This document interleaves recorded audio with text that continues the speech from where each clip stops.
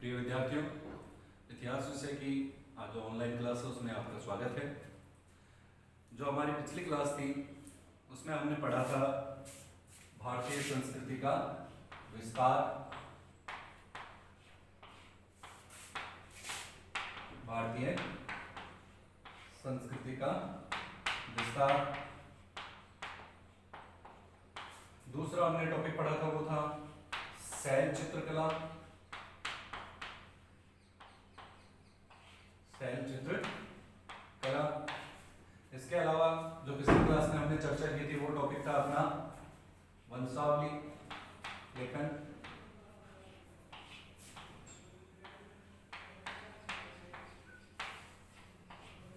जो पिछली क्लास थी उसमें हमने ये 3 टॉपिक क्लियर किए थे और जो ये अपना पहला पार्ट है भारत का वैभवपूर्ण अतीत, इसके अंदर कुछ और इजी टॉपिक है छोटे छोटे, उनके बारे में हम आज चर्चा करेंगे। वो है जो मैं आपको बता रहा हूं जिन पे आज हम चर्चा करेंगे वो है, पहला टॉपिक है अपना आज वर्ण व्यवस्था। इसके अलावा अपना आज दूसरा टॉपिक होगा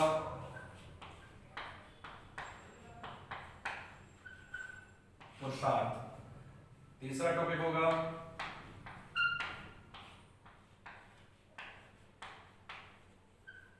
ऋण व्यवस्था और इसके अलावा होगा संस्कार। वर्ण व्यवस्था हो गई, पुरुषार्थ हो गए, ऋण व्यवस्था हो गई, संस्कार हो गए और एक और रह गया अपना पुराण, और पुराण के बाद में अपना रह गया आश्रम व्यवस्था। ये वैदिक कालीन सभ्यता से रिलेटिव पॉइंट है जिनके आज एक एक टॉपिक लेंगे और उनके बारे में अच्छे से हम चर्चा करेंगे। इनमें सबसे पहले अपन ले लेते हैं पुराणों के बारे में। सबसे पहले चर्चा करेंगे पुराण के बारे में।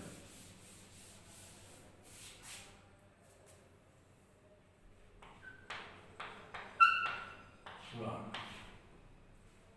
संख्या के अंदर ही माने जाते हैं 18 और इनके रचनाकार का नाम माना जाता है, इतिहास में माना जाता है कि इनकी रचना की थी ऋषि लोमहर्ष और उनके पुत्र उग्रसर्वा के द्वारा इनकी रचना की गई थी। ऐतिहासिक दृष्टि से पुराण काफी महत्वपूर्ण ग्रंथ है क्योंकि पुराणों के अंदर राजवंशों की वंशावलियों का उल्लेख है जो हमें इतिहास की जानकारी के अंदर काफी सहायता प्रदान करते हैं। तो पुराण जो संख्या में 18 है, इनके रचनाकार लोमहर्ष और उग्रसर्वा को माना जाता है। ठीक है, इन पुराणों के 5 भाग होते हैं। पुराणों के कितने भाग होते हैं? 5 भाग कौन कौन से होते हैं? सर्ग, प्रतिशत, मनवंतर, मनवंतर के बाद में हो गया वंश और लास्ट वाला भाग हो गया वंशानु चरित्र।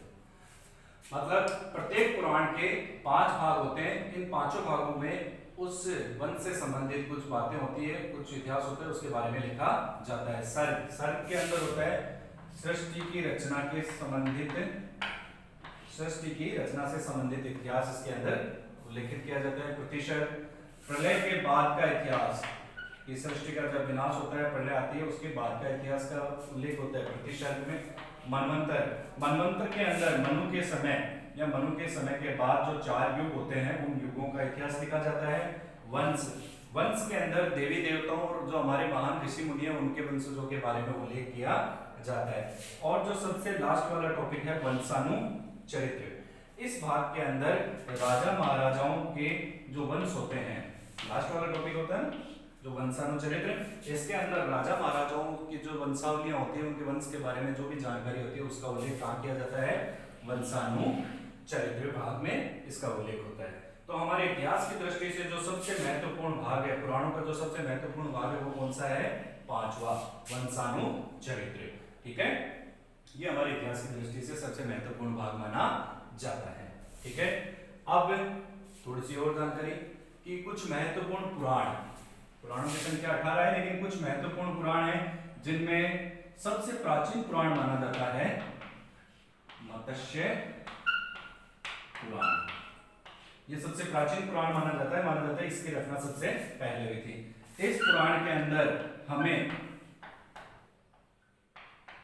सातवाहन वंश के बारे में जानकारी प्राप्त होती है।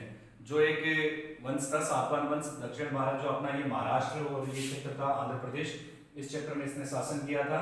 ठीक है, मौर्योत्तर काल के अंदर, उसके बारे में जानकारी हमें मत्स्य पुराण से प्राप्त होती है। इसके अलावा अपना एक दूसरा पुराण है, वो है विष्णु पुराण। यह विष्णु पुराण मौर्य वंश की जानकारी उपलब्ध कराता है। कौन से वंश की? मौर्य वंश के बारे में जानकारी हमें कौन से पुराण से प्राप्त होती है? विष्णु पुराण से। और अपना एक और पुराण है, उसके बारे में बता देता हूं। कुछ महत्वपूर्ण है, बाकी ऐसे 18 को है, लेकिन कुछ महत्वपूर्ण है जिनके बारे में फिर से जान लो। तीसरा है अपना वायु पुराण। इस वायु पुराण के द्वारा हमें गुप्त वंश की जानकारी प्राप्त होती है। कौन से वंश की? गुप्त वंश के बारे में जानकारी प्राप्त होती है। ठीक है, ये अपने कुछ पुराण का एक टॉपिक है, छोटा सा टॉपिक है, ज्यादा बड़ा टॉपिक नहीं है। 12th क्लास के अंदर इतना ही आता है और एग्जाम की दृष्टि से काफी महत्वपूर्ण ये टॉपिक है। फिर से मैं बता देता हूं, पुराण ऐतिहासिक दृष्टि से पुराणों का काफी ज्यादा महत्व है। पुराण संख्या के अंदर 18 है। इन पुराणों के रचयिता लोमहर्ष और उनके पुत्र उग्रसर्वा को माना जाता है। ठीक है, प्रत्येक पुराण के 5 भाग होते हैं जो निम्न है। पहला सर्ग, दूसरा प्रतिशत, तीसरा मनवंतर, चौथा वंश और पांचवा वंशानुचरित्र। ठीक है, सर्ग के अंदर सृष्टि से पहले के जो इतिहास है उसका वर्णन, प्रतिशत के अंदर प्रलय के बाद का जो उसका वर्णन, मनवंतर मनु के समय और चारों युगों का उसमें वर्णन किया जाता है। वंश के अंदर देवी देवताओं और ऋषि मुनियों के वंश के बारे में जानकारी प्रदान की जाती है। और जो अपना लास्ट है वंशानुचरित्र, इसके अंदर जो हमारे साम्राज्य स्थापित हुए थे, जैसे मौर्य साम्राज्य हो गया, सातवाहन हो गया, गुप्त वंश हो गया, इनके बारे में जानकारी प्राप्त होती है। ठीक है, जैसे मत्स्य पुराण का ये लास्ट वाला भाग हो गया वंशानुचरित्र।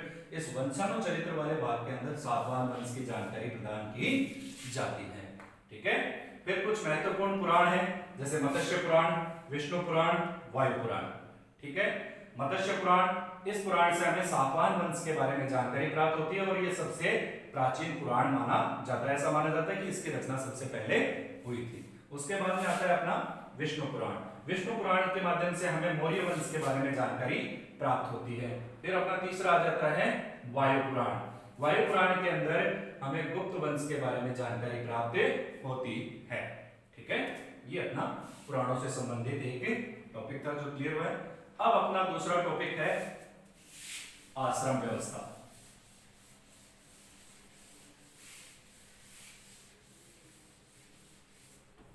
अब अपना दूसरा टॉपिक होगा आश्रम व्यवस्था।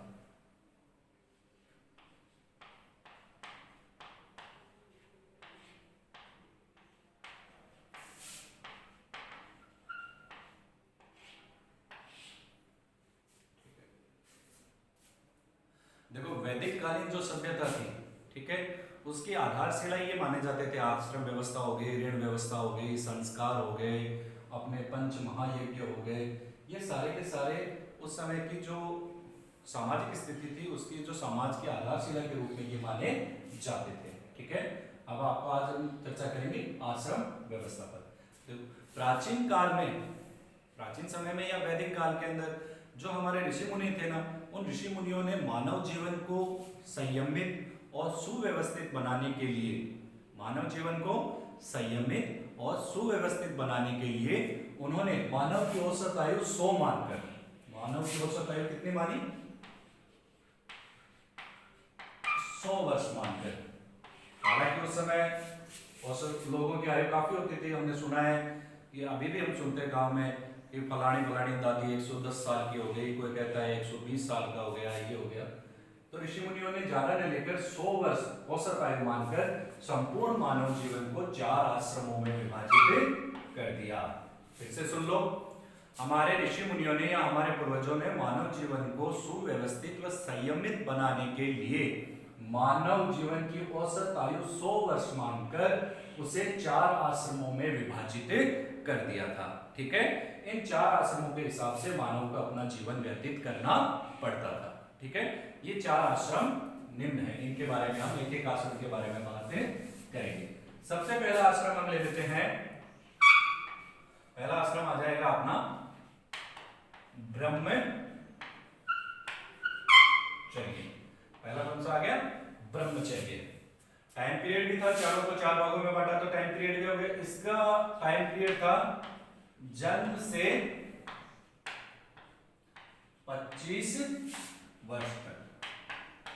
जन्म से 25 वर्ष तक इस आश्रम की आयु सीमा या समय माना जाता था। इस आश्रम में बालक गुरुकुल में रहते हुए, पहले ये हॉस्टल टाइप व्यवस्था होती थी, गुरुकुल होता था, बालक अपना घर बार छोड़कर गुरुकुल में जाता था और वहां पर ही गुरु के साथ रहकर वो वेदों की व अन्य जो हमारे ग्रंथ थे उनकी शिक्षा ग्रहण करता था। ठीक है, तो ऐसा इसमें होता था कि बालक ब्रह्मचर्य व्रत का पालन करते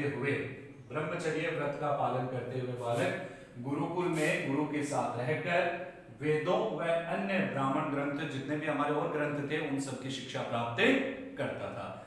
इस ब्रह्मचर्य आश्रम की आयु सीमा जन्म से लेकर 25 वर्ष तक मानी जाती थी। 25 वर्ष पूर्ण होने पर यह ब्रह्मचर्य आश्रम समाप्त हो जाता था।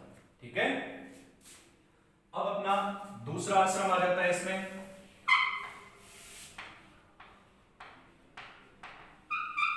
गृहस्थ आश्रम। इसका टाइम पीरियड माना जाएगा 26 वर्ष से लेकर 50 वर्ष तक।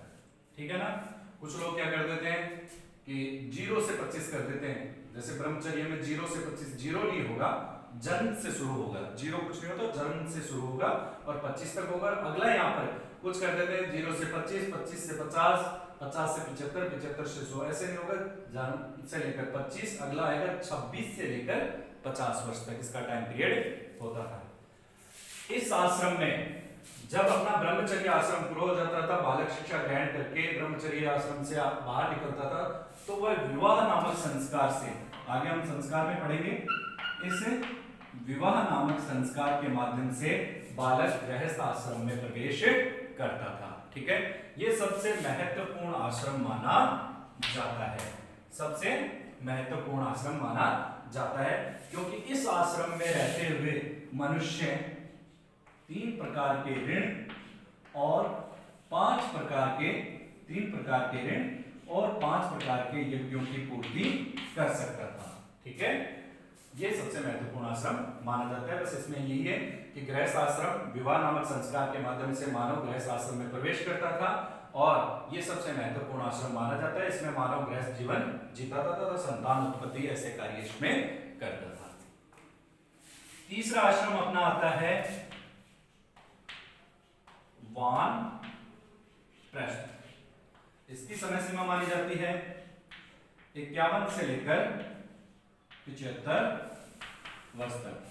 ठीक है, इस आश्रम में मनुष्य गृहस्थ जीवन से थोड़ा अलग होकर अब वो सामाजिक कार्यों में या समाज सेवा के कार्यों में लग जाता है। ठीक है, जैसे किसी के यहाँ पर कोई जरूरी कार्य हो गया तो वो उसकी सहायता करने के लिए वहां चला जाता है। जैसे समाज सेवा से संबंधित सारे कार्य इस आश्रम में निर्धारित किए जाते थे। हमारी आश्रम व्यवस्था में था कि जब मनुष्य 51 वर्ष का हो जाएगा, 50 पूर्ण कर लेगा, उसके बाद में उसे घर गृहस्थी को थोड़ा छोड़ना पड़ेगा और धीरे धीरे समाज सेवा में उसको लगना पड़ेगा। ठीक है, तीसरा कार्य ये हो गया। इसके अंदर प्रमुख कार्य क्या था? समाज सेवा।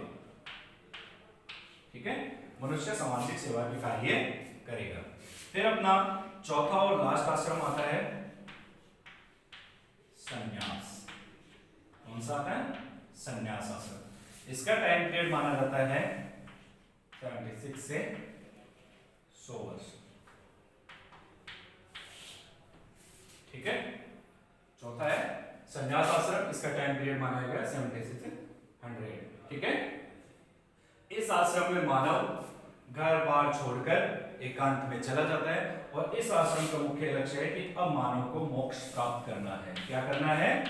मोक्ष, उसको जीवन मरण के चक्र से मुक्ति प्राप्त करनी है और इस मोक्ष प्राप्ति के लिए वो एकांत में चला जाता है और एकांत में जाकर ईश्वर भक्ति में लीन हो जाता है। ठीक है, तो ये 4 प्रकार के आश्रम थे। एक बार फिर से रिपीट करते हैं। आश्रम व्यवस्था, हमारे प्राचीन ऋषि मुनियों ने मानव जीवन को संयमित व सुव्यवस्थित बनाने के लिए आश्रम व्यवस्था का निर्धारण किया था। इस आश्रम व्यवस्था में मानव जीवन की औसत आयु 100 वर्ष मानी गई और 100 वर्ष मानकर उसको 4 भागों में विभाजित कर दिया गया था। 4 भाग कौन से? ब्रह्मचर्य आश्रम, गृहस्थ आश्रम, वानप्रस्थ और संन्यास आश्रम। ब्रह्मचर्य आश्रम, ब्रह्मचर्य आश्रम की आयु जो समय पीरियड था वो था जन्म से लेकर 25 वर्ष तक। ठीक है, इस आश्रम में बालक गुरुकुल में रहता था। ब्रह्मचर्य व्रत का पालन करते हुए वह गुरु के साथ वेदों की शिक्षा व अन्य ब्राह्मण ग्रंथों की शिक्षा प्राप्त करता था। दूसरा आश्रम है अपना गृहस्थ आश्रम। इसकी समय सीमा मानी जाती है 26 वर्ष से लेकर 50 वर्ष तक। ठीक है, विवाह नामक संस्कार के माध्यम से इस आश्रम में प्रवेश किया जाता था। ठीक है, इस आश्रम में रहते हुए मनुष्य संतान उत्पत्ति जैसे कार्य करता था। ठीक है, और इसके अलावा ये सबसे महत्वपूर्ण आश्रम है क्योंकि इसमें रहते हुए मानव 3 प्रकार के ऋण और 5 प्रकार के यज्ञों की भी पूर्ति करता था। अगला आश्रम है वानप्रस्थ आश्रम। ठीक है, इस आश्रम के अंदर मनुष्य, इसका टाइम पीरियड देख लेते पहले, 51 से लेकर 75 वर्ष तक। इस आश्रम का मुख्य कार्य था मनुष्य या मानव अब समाज सेवा के कार्यों में लीन हो जाता था। ठीक है, और सबसे लास्ट वाला आश्रम है अपना संन्यास। टाइम पीरियड है 76 वर्ष से लेकर 100 वर्ष तक। इसका मुख्य उद्देश्य था मनुष्य को मुक्ति प्राप्त करना या मोक्ष प्राप्त करना। वो जीवन मरण के चक्र से मुक्त होना चाहता था, इसलिए वो एकांत चक्र में चला जाता था और वहां पर ईश्वर की भक्ति में लीन हो जाता था ताकि वो उसको मोक्ष की प्राप्ति हो जाए। ठीक है, ये अपना आश्रम व्यवस्था हो चुकी। अब अपना अगला टॉपिक होगा, हमने पुराण देख ली, आश्रम व्यवस्था देख ली। अभी अपने बीच में 2 टॉपिक आए थे, ऋण व्यवस्था और पंच महायज्ञ। तो इनके बारे में हम पहले देख लेते हैं। सबसे पहले ऋण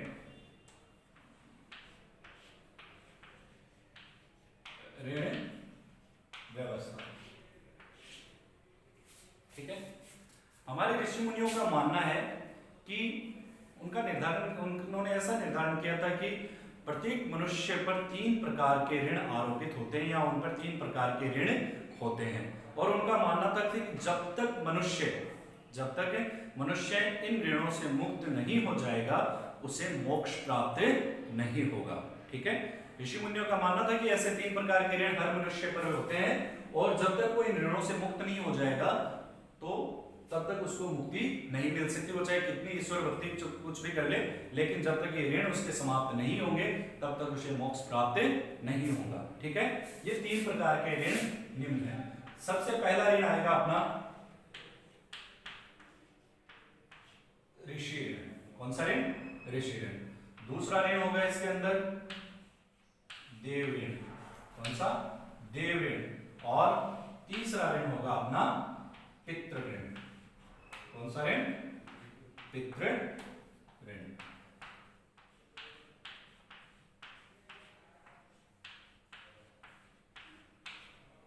तो ऋषि मुनियों का मानना था कि हर मनुष्य पर ये 3 प्रकार के ऋण होते हैं और इन तीनों प्रकार के ऋण को पूर्ण करने के बाद में ही मनुष्य को मोक्ष प्राप्त होगा। अब ये 3 प्रकार के ऋण कैसे होते हैं? जैसे ऋषि ऋण, ये ऋण हम पे कैसे, हमारे ऊपर कैसे आते हैं वो देखते हैं। ऋषि ऋण जैसे ऐसे मान लो कि आप पढ़ रहे हो, ठीक है, मैं आपको पढ़ा रहा हूं, ठीक है, तो मैंने जो मेरा ज्ञान था वो मैंने आपको दिया, ठीक है, ये मेरा आप पर एक ऋण हो गया। ठीक है, कि मैंने आपको जो ज्ञान दिया वो आप पर मेरा एक ऋण हो गया। ठीक है, अब आप मेरे द्वारा इस प्राप्त ज्ञान को, ठीक है, अब आप मेरे द्वारा इस प्राप्त ज्ञान को किसी दूसरे व्यक्ति को दे दोगे तो आपको इस ऋषि ऋण से मुक्ति मिल जाएगी। जैसे ऐसे मान लो कि मेरे गुरु ने मुझे पढ़ाया, ये उनका मुझ पे ऋण हो गया, अब मैं आपको पढ़ा रहा हूँ, ठीक है, उनके द्वारा दिए ज्ञान को मैं स्थानांतरित कर रहा हूँ आप पर, तो मैं इस ऋषि ऋण से मुक्त हो गया। इसके अंदर हो जाएगा ऋषि मुनियों से प्राप्त ज्ञान को, ऋषि मुनियों से प्राप्त ज्ञान को आप अन्यत्र कहीं या अपने किसी शिष्य पर स्थानांतरित कर देते हैं तो आप इस ऋषि ऋण से मुक्त हो जाते हैं। ठीक है, अब हो जाता है देव ऋण, कि देवताओं के द्वारा जो हमारी रक्षा की जाती है, देवता हमारी रक्षा करते हैं, तो ये रक्षा करना हम पर क्या हो जाता है, एक प्रकार का ऋण हो जाता है। देवता हमारी रक्षा करते हैं इसलिए वो हम पर क्या हो गया, एक ऋण हो गया। अब इस ऋण से कैसे उतरेंगे, इस ऋण को कैसे उतारेंगे, इस ऋण को उतारने के लिए हम देवताओं की क्या करेंगे, प्रार्थना करेंगे, ठीक है, स्तुति करेंगे, ठीक है। इसके अलावा पशु पक्षियों व भूखे व्यक्तियों को भोजन कराकर हम इस देव ऋण से मुक्ति प्राप्त कर सकते हैं। ठीक है, ये हम पर दूसरा ऋण भी ऐसे देवता हमारी रक्षा करते हैं इसलिए हम पे ऋण आरोपित हो जाता है। और उस ऋण को हम कैसे उतार सकते हैं, देवताओं के लिए यज्ञ कर सकते हैं, उनकी प्रार्थना कर सकते हैं, स्तुति कर सकते हैं, पशु पक्षियों वो जो भूखे व्यक्ति होते हैं उनको भोजन कराकर इस ऋण से मुक्ति प्राप्त की जा सकती है। अब तीसरा ऋण हो गया पितृ ऋण। तीसरा ऋण कौन सा हो गया, पितृ ऋण। पितृ ऋण का मतलब हमारे पिता ने हमें पैदा किया, ये हम पर ऋण हो गया। ठीक है, हमारे पिता ने हमको पैदा किया तो ये हम पर ऋण हो गया। अब हम विवाह नामक संस्कार से गृहस्थ जीवन में प्रवेश करेंगे और गृहस्थ जीवन में प्रवेश करते हुए हम संतान उत्पत्ति करेंगे, तो वो संतान उत्पत्ति करने के साथ ही हमारा ये पितृ ऋण समाप्त हो जाएगा। हमारा ये पितृ ऋण भी हमारे ऊपर से उतर जाएगा क्योंकि हमने मानव जीवन को निरंतरता प्रावधान कर दी है। तो ये तीन प्रकार के ऋण थे जो हमारे ऊपर थे। इनको कैसे इन ऋणों से मुक्त हुआ जा सकता है वो भी मैंने आपको बता दिया। एक बार फिर से देखते हैं ऋण व्यवस्था। ठीक है, प्राचीन ऋषि मुनियों का मानना था कि प्रत्येक मनुष्य पर तीन प्रकार के ऋण होते हैं और जब तक इन ऋणों से मुक्त नहीं हो पाओगे तब तक आपको मोक्ष की प्राप्ति नहीं होगी।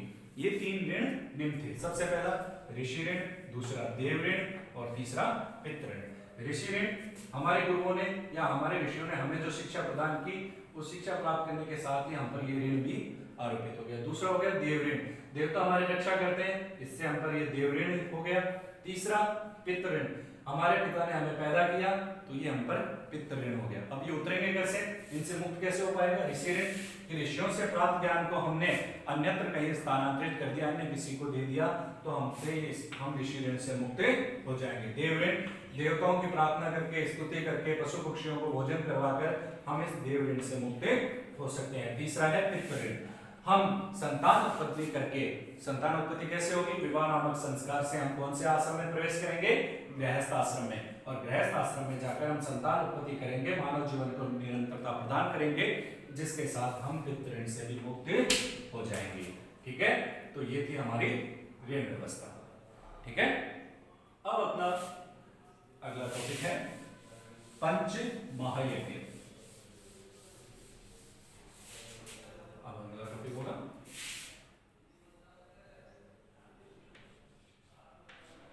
पंच महायज्ञ। ठीक है, देखो ये ऋण व्यवस्था और पंच महायज्ञ, ये व्यवस्था हमारे ऋषि मुनियों ने उन लोगों के लिए शुरू की थी जो गृहस्थ जीवन जीते। ऐसा तो था नहीं कि पूरे संसार में सारे के सारे सन्यासी हो जाए, सारे के सारे सन्यासी हो जाएंगे तो सृष्टि का चक्र ही रुक जाएगा।